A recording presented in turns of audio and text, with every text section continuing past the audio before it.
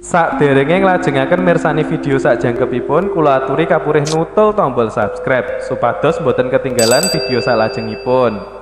Kagem kemanfaatan video menika, monggo dipun like, komen, lan ugi share. Mugi panjenengan sedaya pinaringan seger waras, bejo donya bejo akhirat, rahayu rahayu rahayu sagung dumadi.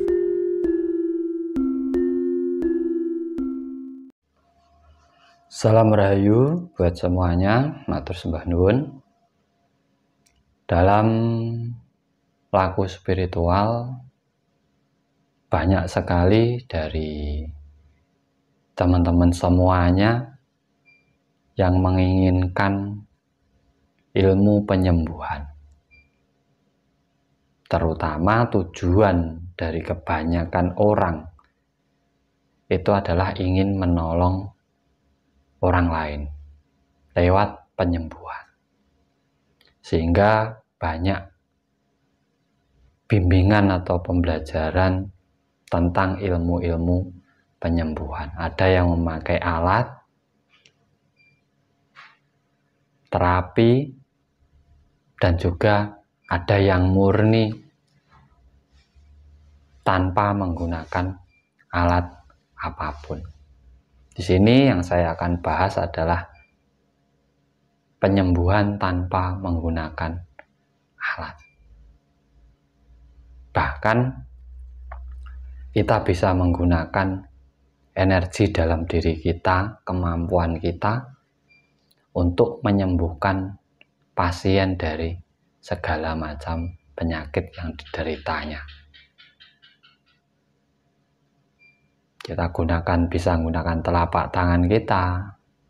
Yang lebih utama itu adalah cara penyampaian kita ataupun dengan ucapan kita. Karena apa? Sakit itu 75% dari pikiran.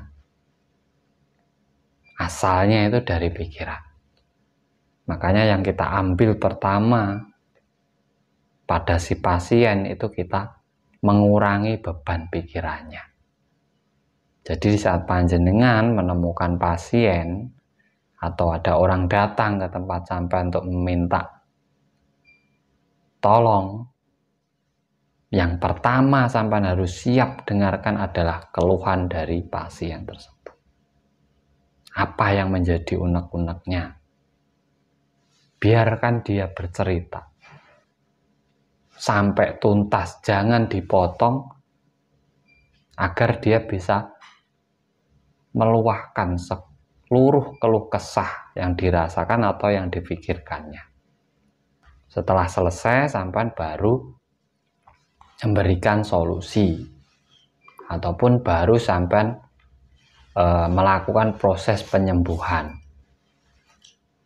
Nah, di saat kita melakukan proses penyembuhan, sebenarnya yang pertama akan menjadi efek yang luar biasa pada penyembuhan sampean itu adalah lewat sugesti ucapan panjenengan. Dimana di saat ucapan panjenengan ini bisa masuk ke dalam pikirannya dan sampean pandai bermain kata-kata atau sugesti sehingga bisa mengolah alik rasa dan pikirannya, itu akan lebih cepat menyembuhkan si pasien itu. Sakit itu adalah rasa. Rasa itu pusatnya pada otak atau pikiran. Jadi untuk menyembuhkan rasa sakit, yang sampean ambil adalah pikirannya. Itu di saat kita bermain sugesti dalam penyembuhan. Makanya ada yang hanya ditepuk sembuh, ada yang mendengarkan kata-kata akhirnya bisa mengeluarkan energi negatif dalam dirinya. Contoh ruqyah. Ada juga yang memakai sarana sugesti-sugesti yang lainnya, bisa dengan air disuwuk. Itu sebenarnya juga metode penyembuhan. Bagaimana kita bisa mensugesti si pasien untuk menyembuhkan dirinya sendiri. Ada juga yang memakai energi. Kita menggunakan telapak tangan kita, telapak tangan kanan itu auranya panas, yang kiri itu auranya dingin.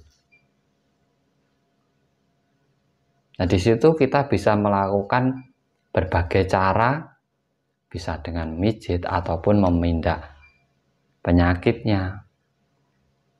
Agar apa? Si pasien ini ada rasa percaya kepada panjenengan bahwa sakitnya ini sudah beralih ataupun sudah pindah dari tubuhnya. Permainannya di situ sebenarnya adalah sugesti. Cara komunikasi dan juga gerak dalam kita melaksanakan penyembuhan ini menjadi sugesti pada si pasien. Apabila kita ragu-ragu, itu juga akan menjadi nilai yang kurang pada pasien kita. Makanya di saat kita melakukan penyembuhan, kita harus benar-benar yakin dengan diri kita, dan pasien juga harus yakin dengan kesembuhannya. Nah, ini nanti baru bisa bersinergi atau sinkron dalam penyembuhan itu. Makanya sebenarnya teknik yang simple untuk kita menjadi seorang ahli penyembuh itu adalah di saat kita bisa menguasai si pasien. Nah, untuk menguasai pasien itu sebenarnya kita bisa menguasai diri kita sendiri dulu. Makanya apabila panjenengan ingin menjadi seorang ahli penyembuh, pertama kuasai diri panjenengan, rasa panjenengan, pemikiran panjenengan, ucapan panjenengan. Di saat sampean menemui seseorang yang minta tolong panjenengan, sampean akan lebih cepat menguasai orang lain di saat kita sudah mampu menguasai diri kita sendiri. Di situ kita hanya bermain di sugesti sehingga pasien itu benar-benar percaya dengan panjenengan, apa panjenengan sudah mampu menyembuhkannya. Karena orang yang datang kepada panjenengan itu sebenarnya mereka sudah ada rasa percaya bahwa sampean bisa menyembuhkan pasiennya. Tetapi di saat sampean dipercaya meragukan, mereka juga akan meragukan kemampuan dari panjenengan semuanya. Cuman banyak yang memanfaatkan dari kepercayaan orang tersebut, sehingga di saat orang itu datang dengan rasa percaya yang tinggi, justru dimanfaatkan. Akhirnya menominalkan yang melebihi kemampuan dari pasiennya. Bahkan seharusnya cukup simpel pengobatannya, dipersulit, dibuat panjang agar apa? Agar keluar nominalnya. Itu ya tergantung si penyembuh itu sendiri. Makanya kita harus memahami diri kita sendiri, memahami rasa kita sendiri. Karena sebenarnya yang ada di hadapan kita itu bisa terjadi pada kita. Kita menyembuhkan orang sakit, suatu saat kita juga bisa sakit. Makanya kita namanya dharma itu tidak sekedar dinilai oleh nominal, tetapi kepuasan seorang penyembuh itu dimana di saat ada orang minta tolong, kita bisa meringankan beban dari yang kita tolong. Itu adalah kepuasan tersendiri bagi seorang penyembuh.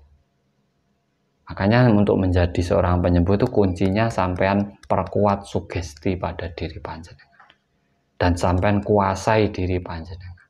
Di saat sampean bisa menguasai diri panjenengan, rasa panjenengan, sampean bisa memperkuat sugesti panjenengan, di situ sampean akan lebih mudah menyembuhkan orang lain.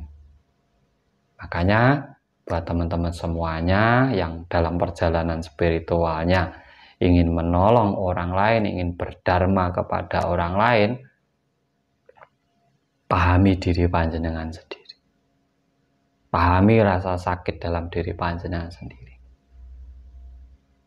Perkuat gaya komunikasi panjenengan, karena komunikasi panjenengan itu adalah sugesti. cara untuk menanamkan sugesti kepada pasien panjenengan. Buat perkataan sampean itu meyakinkan si pasien panjenengan. Soal metode atau teknik itu hanyalah sarana, tetapi rasa kepercayaan diri panjenengan itu menjadi modal dasar sebagai seorang penyembuh yang berbakat. Dari saya terima kasih. Salam cerdas, salam rahayu, sagung dumadi.